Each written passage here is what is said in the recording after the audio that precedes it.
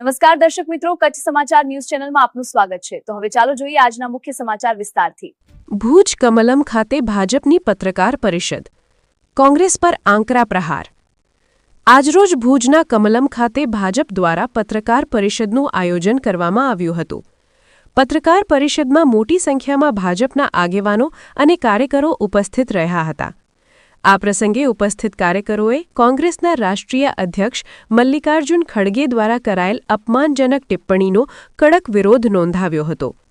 પત્રકાર પરિષદને સંબોધતા ભાજપના પ્રવક્તાએ કોંગ્રેસ પર આંકરા પ્રહાર કરતા જણાવ્યું હતું કે કોંગ્રેસે ફરી એકવાર પોતાની હલકી માનસિકતા જાહેર કરી છે। તેમણે વધુમાં કહ્યું હતું કે આવા નિવેદનો દેશની ભાવનાઓને ઠેસ પહોંચાડે છે। ભાજપ દ્વારા કોંગ્રેસની જવાબદારીપૂર્વક વર્તવાની અપીલ પણ કરવામાં આવી હતી।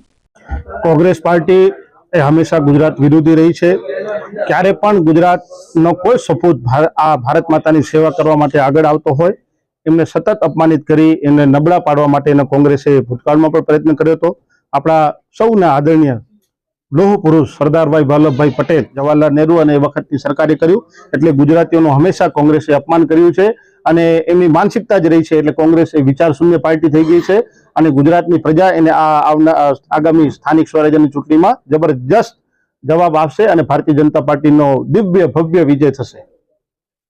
ગુજરાતની પ્રજા હંમેશા ભારતીય જનતા પાર્ટી જોડે રહી છે। કોઈ ત્રિપાક્ષીય જંગ નથી। વન વે ગુજરાતની જનતાએ ભારતીય જનતા પાર્ટીને વર્ષોથી 89 થી આ રાજ્યની અંદર ભારતીય જનતા પાર્ટી 95 પછી તો ફૂલ બહુમતમાં આ ભારતીય જનતા પાર્ટીને સમર્થન આપ્યું છે અને આગામી સમયમાં પણ આજ ફરીથી ભારતીય જનતા પાર્ટી પ્રત્યેનો સ્નેહ, પ્રેમ, વિશ્વાસ એ ગુજરાતની જનતા આપશે।